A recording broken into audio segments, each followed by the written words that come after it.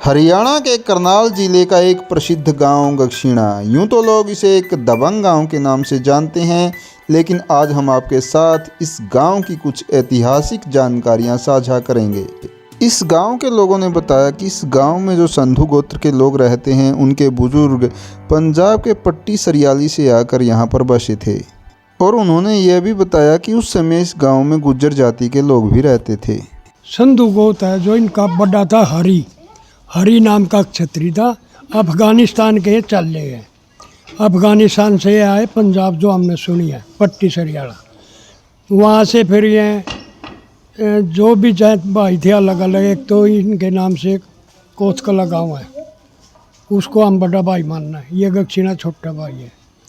तो जिस टाइम गगशिणा में आए संधू, जो सुनने में बात आवे कि ये गांव गुज्जरों का था, यहाँ गुज्जर रहते थे और वो गुज्जर मुल्क को जिसमें के मुसलमान थे उनको टैक्स कर दिया करते। तो ये जो संधू थे, जो भी इनका एक डेरा कह ले या इन अपने तंबू, एक हमारे यहाँ जोड़ है तजवाना बाजा, उस पा के यहाँ अपने डेरा डल लिया था इनने।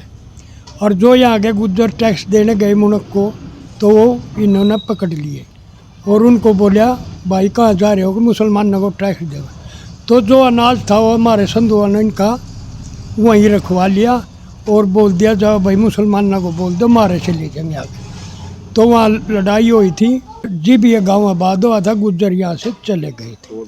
दादा काला पीर है, यूँ भी उसी के है।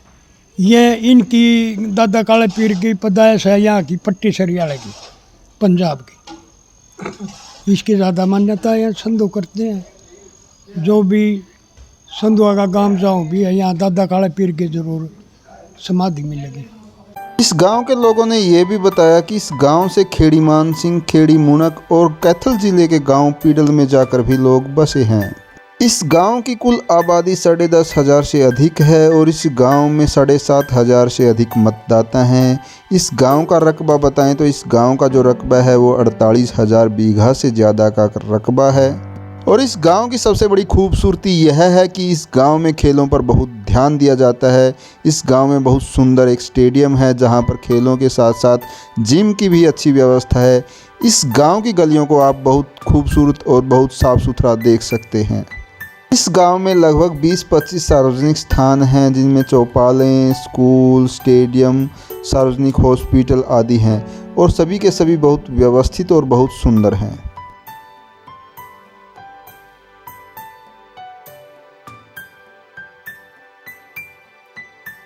इस गांव के लोगों ने गांव में एक गौशाला भी बनाई है, जिसमें गायों की देखरेख और खर्चे जो है गांव के लोग आपसी सहयोग से पूरा करते हैं।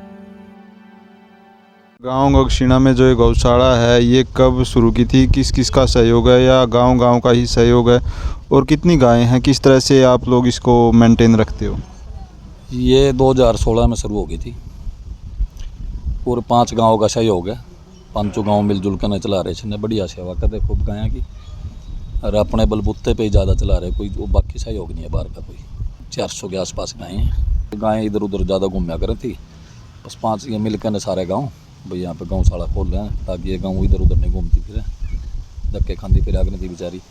तो शुरुआत करी थी, शुरू में तो बस थोड़ा है बैठे थे यहाँ पे, एक छप्पर हाथ डाल कर बैठे थे। इस गौशाला के नाम ज़मीन भी है? नहीं, पंचायती ज़मीन है, लेकिन गौशाला को दे रखी पंचायत ने। कितने एकड़ है? लगभग 16-17 एकड़। सर, किसान आंदोलन में गांव गगशिणा की क्या कुछ भूमिका थी? यह तो भाई साहब गांव गगशिणा की क्या पूरे देश की ये भूमिका बहुत ज़्यादा थी, ताकि ये कानून वापस हो पाए हैं। मेरे गांव का रकबा 48,880 बीघे इस्तेमाल में गवर्नमेंट ने दिया। उसके बाद गांव ने पूरा डेवलपमेंट किया।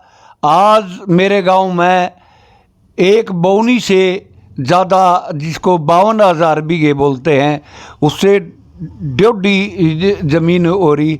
इस गांव के दोनों छोर पर बड़ी बड़ी नदियां बहती हैं, जो इस गांव की उपजाऊ ज़मीन के लिए एक वरदान है। और इस गांव में 200 से ज़्यादा एकड़ ज़मीन गोचरान के लिए खाली छोड़ी गई है। तो आप सभी से अनुरोध है कि हमारे ग्रामीण भूमि YouTube चैनल को सब्सक्राइब करें।